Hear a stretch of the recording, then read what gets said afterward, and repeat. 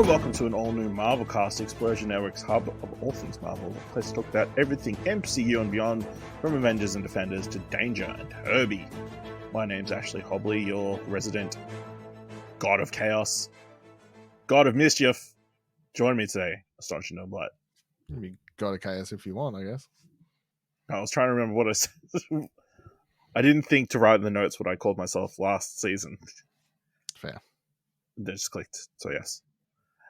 So today we're talking about the first 3 episodes of Loki Season 2. So I've been away, and the other guys didn't want to pick up the slack. Let's put it here. Kieran, I think, is off the MCU at the moment. He doesn't want to do anything to do with Marvel. Yeah. Yep. Secret Invasion killed it for him. Pretty sure he hasn't seen Guardians of the Galaxy Volume 3. Pretty sure he didn't even watch Spider-Verse. No. This isn't, directly tied in. Well, Still shocking. I don't think he watched Ant-Man either, so, good for him. But yeah, it seems like it's going to be just us for a while. But yes, we're going to talk. We won't do like an in-depth dive into each episode, but yeah, we'll talk about the first 3 episodes of Season 2. We got Episode 1, Ouroboros, directed by Justin Benson and Aaron Moorhead, written by Eric Martin. Breaking Brad, directed by Dan DeLeo, written by Eric Martin, and then 1893, directed by Kasra Farahani, teleplay by Eric Martin, Casa Farahani, and Jason O'Leary, story by Eric Martin.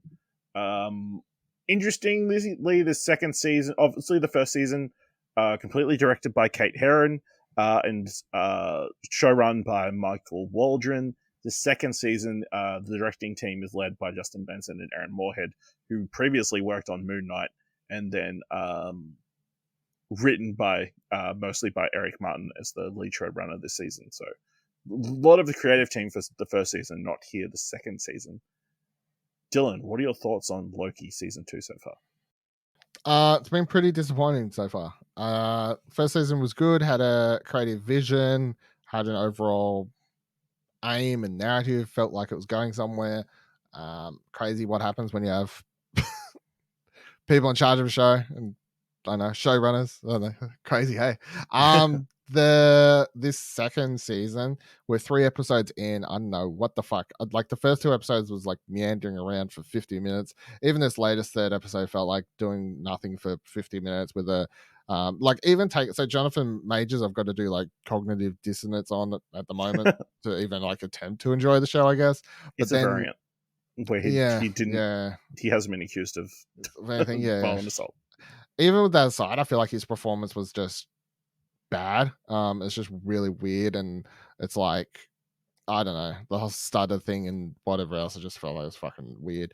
The best thing so far about this season has been the inclusion of Obi. What the fuck's that actor's name? Yeah, Kiyu Kwan. Fantastic. Oscar nominated. Yeah. Oscar nominated. Oscar should have been Oscar winner. Oh no, he won. That's right. Yeah, did he? I was about to say, didn't he win? Yes. Fucking hell! I just remembered, Mama won an Oscar. Yeah, there we go. Yeah. Mama won an Oscar. Yeah. Most disappointing thing for this episode, other than just the direction of the show and the writing, which appears again, I don't know, are these shows being written by AI at this point? I can neither decide if they are or not. Is the barely anything or much all of Sophia Martino, Sylvie, built up as just such a fantastic character in the first season. Their relationship between her and Loki built up so much, and they were just doing this whole fucking round for 3 episodes at this point. I don't know.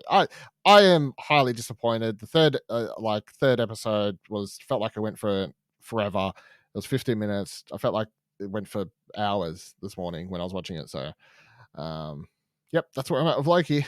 So Kieran not being here, I get it, man. Yeah, it hasn't been the greatest. Obviously, we are 3 episodes in. We're halfway through the season, and it's not a clear direction of where we're going, other than, I guess, we're trying to save the TVA. Is that the whole point of this season? Like, to not have this loom that they introduced at the start of the season, like, blow up? I thought the first episode was solid, like pretty good. Obviously that was, It's fun having, Loki being shifted all over time and that kind of stuff. Some cool ideas there. But since, like, other than the Loki-Morbius relationship, there's not a lot to latch itself onto. And, like, I like the idea of, like, a buddy cop comedy with Loki and Morbius just chilling out different time periods, trying to find people while they eat food.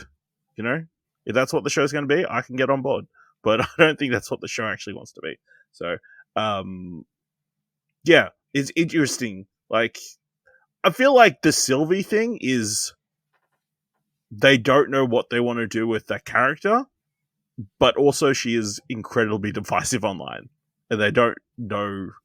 They're uncommitted as to what direction they wanted to take her, And now she's just, I'm going to kill every variant of Kang. And maybe she should, That would solve a lot of problems, Kill every version of this show. Yeah, do you have any highlighted moments that you've enjoyed so far in the show? Credits are pretty cool. No. Yeah, they're not AI this time, so it's got not AI. Yeah, no, the script still might be, but I don't know, just anything to do with OB, especially that first episode introduction, probably was the highlight, just coming in and all that. Oh no, not actually. No, I would say OB best episode scene in the whole show so far has been when Loki flashes to the past with him, and then like they do that feeding of information and all that sort of stuff. That was quite well put together, I thought. Yeah, that was the first episode, so Yep. That was really good. I mean, this season has been kind of unmemorable. You got the massive McDonald's tie-in last episode. So huge, massive tie-in. One episode, yeah. I mean, that's enough to get a massive advertising campaign around. Yeah, I brought some McNuggies the other day, and you open up the sauce and it says "as seen" in Loki season 2. Yeah, I'm like, cool. Yeah, I never heard of you before. Thank God this show like brought attention to McDonald's to me. Yeah, would have never heard of McDonald's prior. Yeah. I mean, there's interesting ideas with like the time. What are they called? Paradoxes? No, the hunters.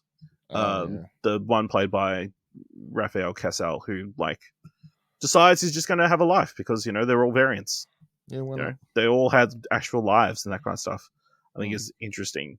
And like, yeah, but none of it has been followed through with yet.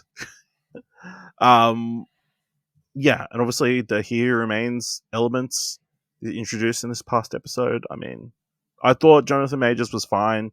Obviously going for a super eccentric dude.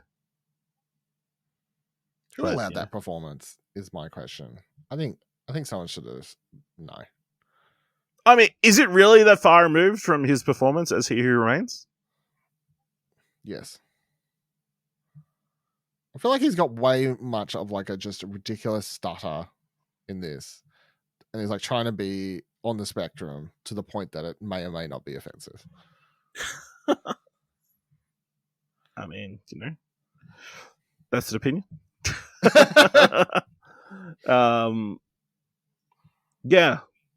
I mean, people are also really upset that Miss Minutes is like desperately confessing her love for Kang in this episode, which is, I thought, a weird thing to be upset about. It's like everybody's really upset about any romance in the show whatsoever. Which is weird. I'm down for the Sylvie Loki romance. So. I mean, they've barely spoken to each other this series, so which it's on par when you make out with somebody and then they push you through a time door. That tends to be it's a bit cliche. I just think it's fucking ridiculous that this season paired with all the stories at the moment, and that story that came out recently about like the Disney and the showrunners and all that sort of stuff.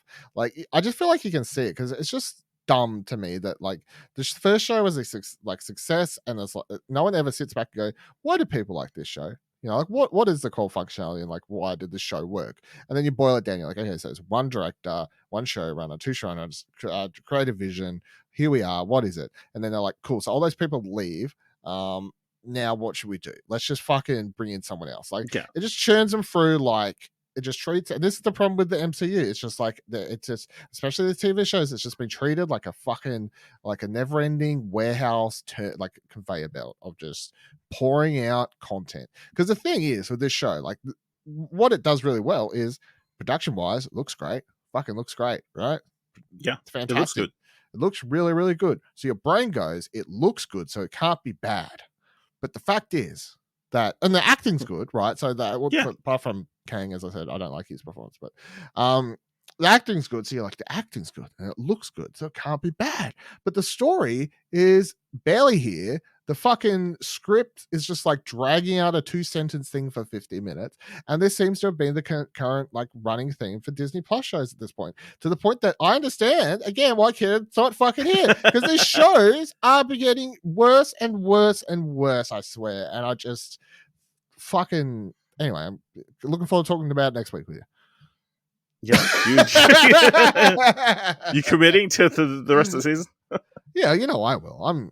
Yeah, you know, you're a sucker for punishment. I'm a sucker for a podcast, is what I. Yeah. I'll do it for the content. Yeah. Just don't expect me to say I like it. You know. No, never. Yeah, I guess you know. It's weird because now we don't really have a clear direction as to where the show is going. You know, not that the first season had a lot of direction, like other than I guess they're trying to find out who's behind the mystery of the TVA. Well, no, it did. It was the Loki variant who's killing people. Oh yeah, well that got solved pretty quick. No, that got solved to like the 3rd or 4th episode, whatever, when Sylvia was revealed. And then it was 3 episodes in. Yeah, and then it was, oh shit, here's the reveal. So then it was swerved to the eventual, like, who's behind everything TVA mystery thing, which led to the man. Like, it felt natural. Like, the direction of the swerves felt natural to the flow of that show. You know? And I don't love Loki. I don't think Loki season 1 was, like, fucking fantastic, you know, one of the best shows of last year. But it felt like an actual show. 2 years ago. Well, 2 years ago. It felt like an actual show. Is the big difference between this and that is it felt like a show that was put together by people who had actually opinions about things that were happening in said show. The recent run, including this one so far, just feels like a show that's just put together for the sake of putting a show together. Yeah, it definitely feels like one of those shows is having second season syndrome. Like you said, I don't think they know they didn't have a clear plan. Just making up as they go for on. multiple seasons. Yep. It's like we want to introduce Kang. That was kind of the goal. But then where do they go from there? You know? Yeah. Like, oh, everybody loves the show. What do we do next? But this is why shows have writers' rooms. Well, yeah, I think, you know, again, key thing, you know, with the writers' strike, with the writers' agreement with the AMTP now, Marvel will be moving into writers' room as legally required. Yeah. So, you know, that's promising for shows going forward, but likely not to going. Well, I was about to say likely we won't see it for a while, but apparently they're scrapping like everything they've done on Daredevil so far. Is the rumors? Yeah, they're like Daredevil's so bad they're scrapping it. It's like, for fuck's sake, like it must have been really fucking bad. Like if Disney even thought it was bad, because they've put out some stinkers happily. So, yeah, I don't know. I feel like I've enjoyed the Loki Morbius moments, whether they're eating key lime pie, wow, or they're just chilling out, and the seeing the Odin, Balder, and Thor statues in this episode.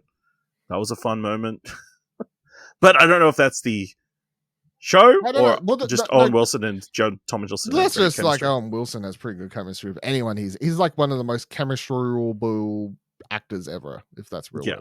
But like he can work with most people and make them shine. I feel like he's got talent for that. But the other problem is like, so let's look at Morbius, right?